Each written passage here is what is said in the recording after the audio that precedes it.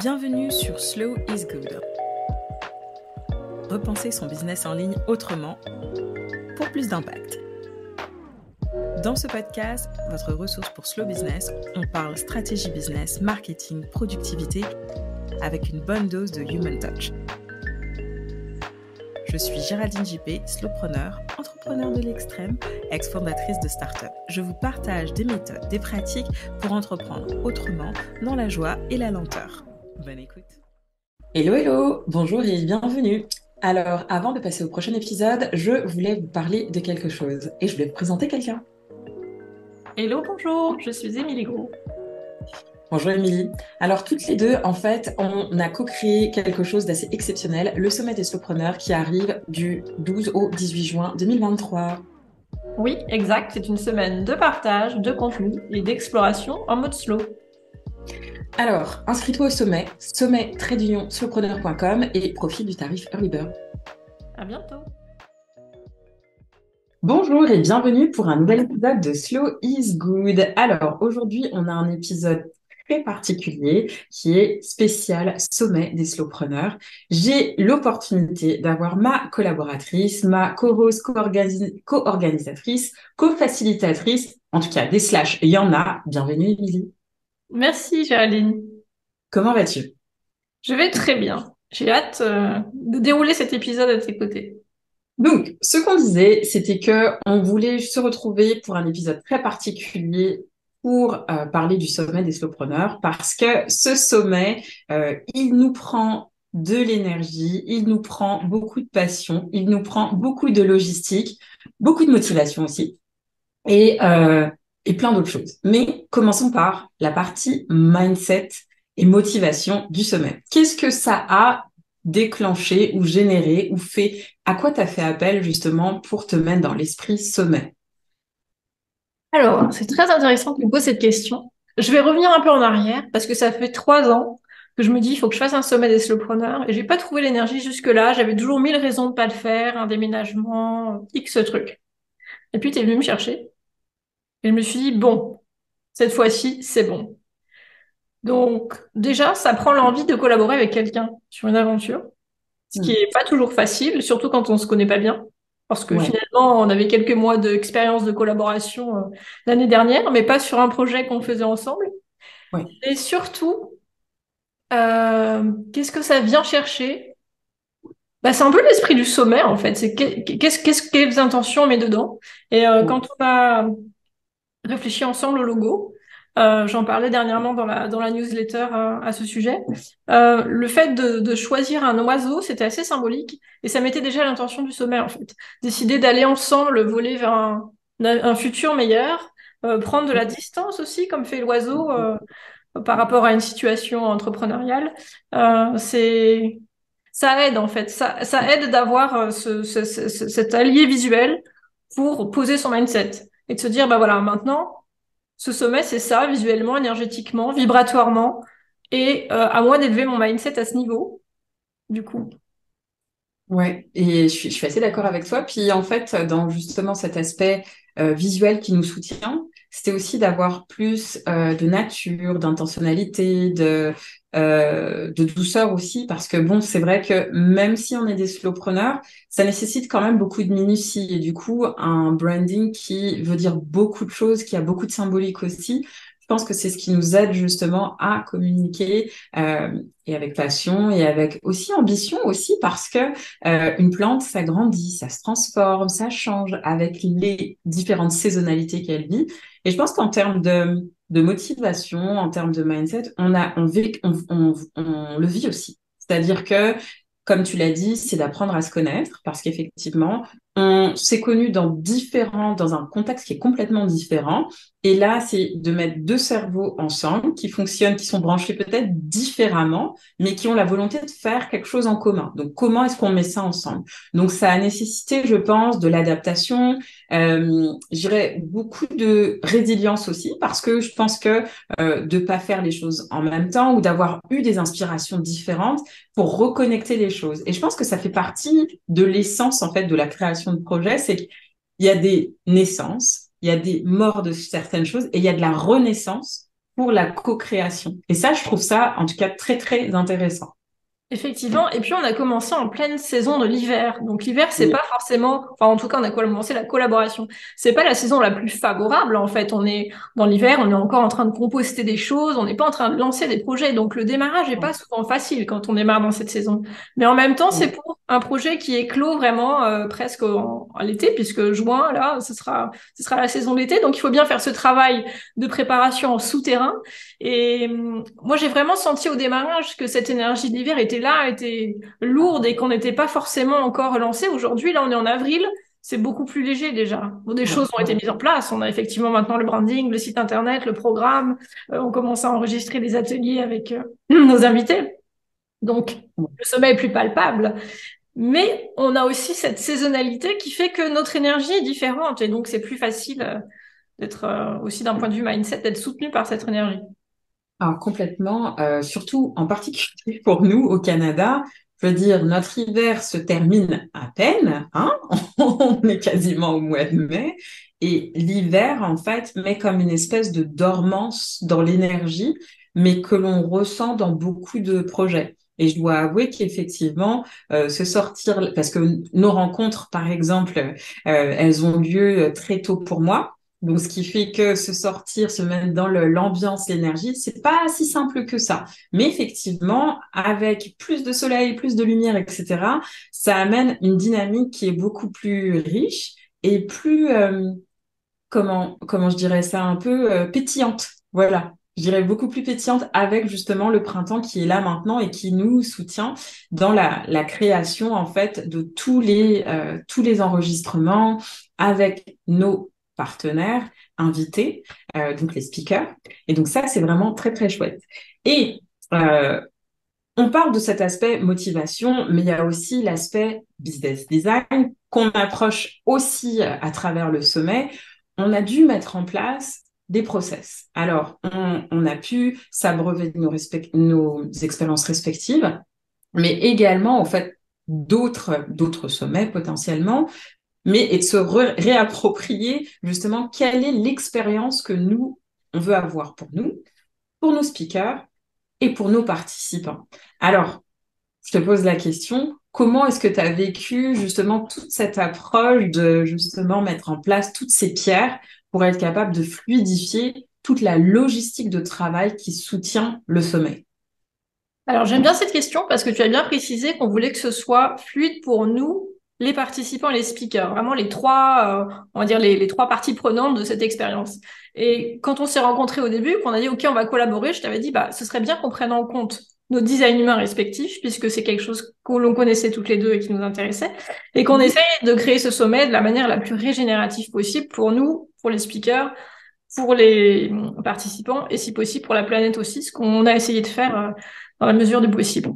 Donc à chaque étape, finalement, c'était de voir quand on prenait une décision, est-ce que ça allait dans ce sens-là ou pas. Ce qui n'est pas toujours simple, parce que parfois, bah, y a des choses qui fonctionnent pas, ou on a 6 heures de décalage, donc c'est pas toujours facile aussi. Puis on a chacun aussi d'autres choses à côté à faire, donc parfois il y a des couacs, mais on a su à chaque fois, surtout souvent grâce à toi d'ailleurs, apporter les discussions sur la table et dénouer les tensions quand il y en avait jusque-là.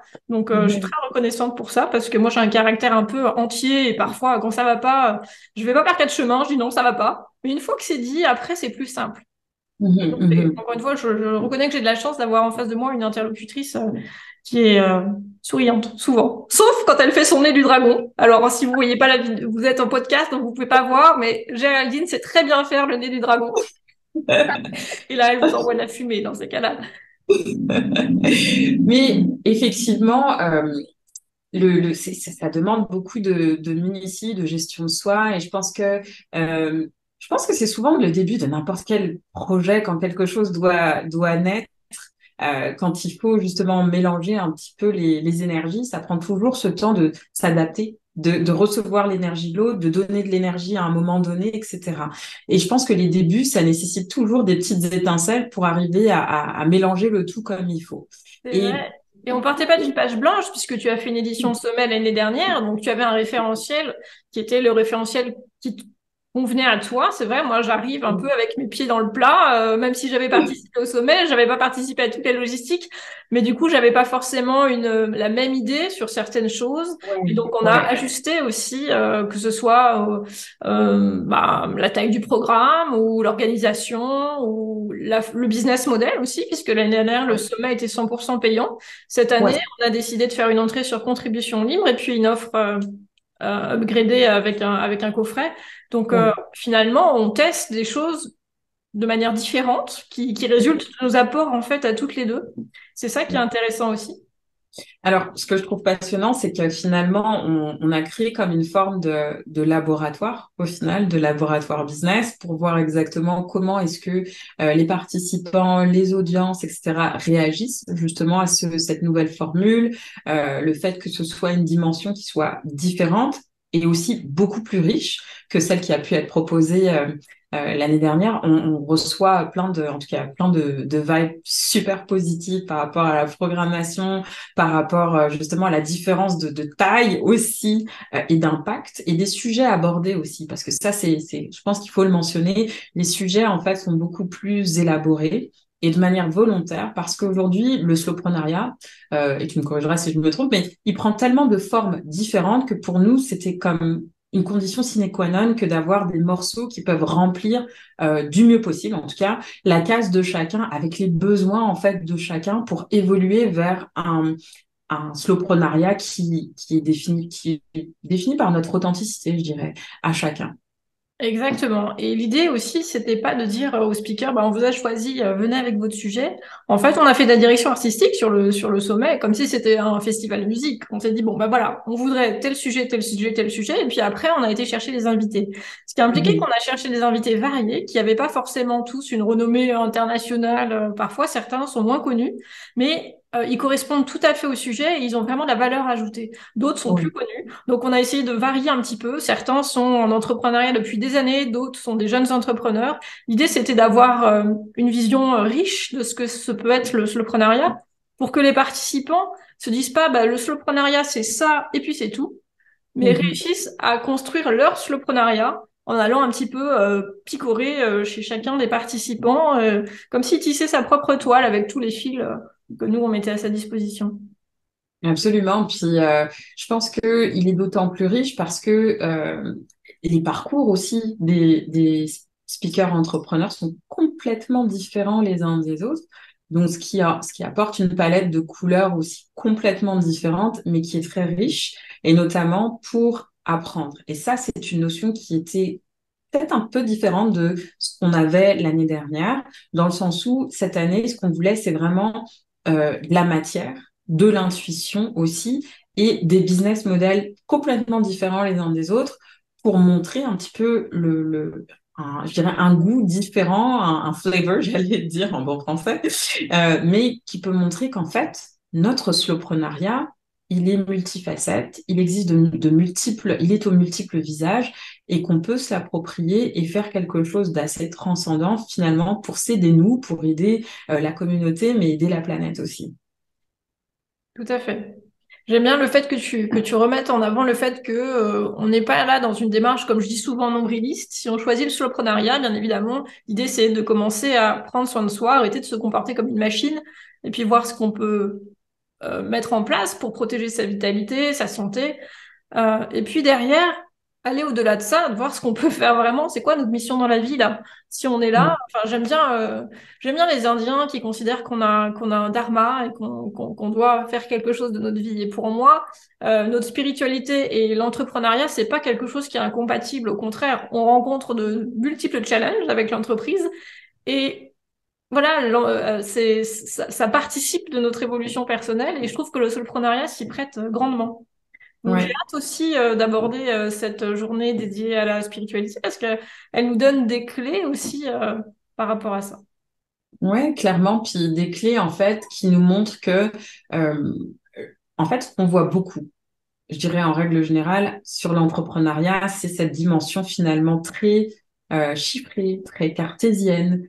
Mais la réalité, c'est que on a dans notre équation d'entrepreneur, qu'on soit slowpreneur ou pas, au final, c'est qu'on a besoin de cette notion justement du soi intérieur, du soi spirituel, du soi, je dirais, un peu plus directif pour prendre des décisions et justement impacter notre entreprise, nos clients et bien d'autres choses, mais que cette dimension, en fait, spirituelle, elle a tout à fait sa place parce qu'il y a des moments où on est tellement dans je dirais des creux de vagues ou ce que j'appelle aussi sous l'océan, où on voit on voit un peu trouble et on ne sait pas exactement quelle direction prendre. On a besoin de s'accrocher à ces choses qui sont finalement pas si tangibles que ça, mais qui existent réellement et qui prennent leur place et qui nous soutiennent, en fait, dans les bons comme dans les moins bons moments. Et donc, effectivement, d'avoir apporté ce chapitre-là, je trouvais que c'était un essentiel aussi. Et oui, en fait, notre intelligence, elle n'est pas que rationnelle, comme l'entrepreneuriat conventionnel essaye de nous le faire croire. On nous a habitués à l'omnipotence de notre cerveau, qui est malheureusement incontinent. Et en fait, on a d'autres intelligences. On a l'intelligence du corps, on a l'intelligence spirituelle. Enfin, tous ces éléments seront abordés dans les ateliers. Et c'est dommage de s'en priver, en fait. C'est comme si un entrepreneur conventionnel qui pense qu'avec son petit cerveau bien rationnel se privait d'une palette d'outils à sa disposition. Puis c'est même pas que des outils, c'est une richesse de vie, en fait, finalement. Ouais, absolument. Puis, alors, ce qui est très différent aussi cette année, c'est la manière d'approcher aussi je dirais la communication autour du sommet, où là, on le fait vraiment en co-création avec nos invités, avec nos participants, potentiellement, pour les inviter justement à communiquer aussi sur leur participation au sommet. Et ça, c'est quelque chose en tout cas, qu'on n'avait pas mis en place l'année dernière. Mais pour nous, cette année, je pense que c'était important parce que finalement, ce sommet, sans communauté, n'existe pas au final. Donc, pour nous, justement, d'avoir cette intelligence, je dirais, d'engagement, de communauté, c'était vraiment quelque chose qu'on a souhaité mettre au cœur, justement, du développement de l'entièreté du sommet. Tout à fait, ça commence déjà avec la petite communauté de nos 30 quelques-uns speakers, euh, Mhm. qui eux sont finalement aussi, sans eux, le sommet, comme tu dis, n'existe pas. Et puis c'est nos premiers ambassadeurs finalement, parce que ils amènent la touche au sommet. Et donc les choses commencent par là. Et puis dans un désir aussi de communiquer de façon différente, c'est quand même plus facile de communiquer tous ensemble que d'être là tout seul à crier dans son coin, viens à mon sommet, viens à mon sommet. Non, mais c'est complètement ça. Et c'est vrai que du coup, il y a des impacts côté justement, si on veut parler dans les détails un peu plus techniques et logistiques, sur la création d'un site web, chose qu'il n'y avait pas l'année dernière, un site web qui est vraiment magnifique, mais qui retranscrit un petit peu l'esprit en fait du sommet, de voler plus haut, de voler ensemble aussi en communauté. Donc il y a cette dimension-là de s'ancrer à travers les rituels. Donc ça c'est super. En tout cas, c'était une dimension très très enrichissante d'avoir cet élément-là. Parce que je pense que souvent, on ne veut pas se l'avouer, mais en tant qu'entrepreneur, on a toujours nos petits rituels justement pour se sentir bien à l'intérieur et être capable de donner le maximum de ce qu'on a à donner pour s'accomplir à travers nos différentes disciplines. Donc ça, je trouve ça en tout cas super génial de pouvoir l'intégrer à même le sommet. Il y a l'aspect aussi, je dirais, chiffré. Les résultats, en fait, sont aussi différents. On en parlera beaucoup plus en détail dans un behind the scene dédié post-sommet, où là, on passera en revue justement qu'est-ce que ça mange en hiver, la fabrication d'un sommet de cette envergure en termes de trafic, en termes de rétention, en termes de clientèle, en termes d'expansion aussi. En termes d'impact aussi sur la planète, potentiellement avec ce qu'on va être capable de faire, est-ce que ça génère certaines choses ou moins ou plus, etc. Donc on ira en fait dans ce type de détails-là. Et puis également, je pense que ce qui est important euh, de retenir à travers ce sommet, est-ce qu'on a du fun ou pas? Alors, moi particulièrement, oui, parce que par exemple, j'avais arrêté de faire des sites internet, je me suis éclatée dans mon coin à bidouiller les trucs que je faisais plus. Et puis après, la collaboration, bah, il y a des moments oui, des moments non. En ce moment, c'est très oui. Et puis avec les invités aussi, c'est génial en fait. Ces Ouais. moments-là où on est avec eux, on enregistre leur atelier et puis on interagit avec leur domaine de savoir, leur pratique. C'est chouette. Honnêtement, j'ai hâte de voir aussi les tables rondes parce que là, on a mis ensemble des invités qui se connaissent pas. Donc moi qui adore faire du networking entre les gens, j'attends cette partie avec impatience. Ouais. Et puis de voir les belles conversations qui vont émerger aussi. Ouais, j'avoue, j'ai hâte aussi aux tables rondes, très particulièrement parce que c'est en mettant plusieurs cerveaux autour de la table que justement tu changes les choses et tu changes le monde. On est très ambitieux, je pense, à ce niveau-là. C'est vrai.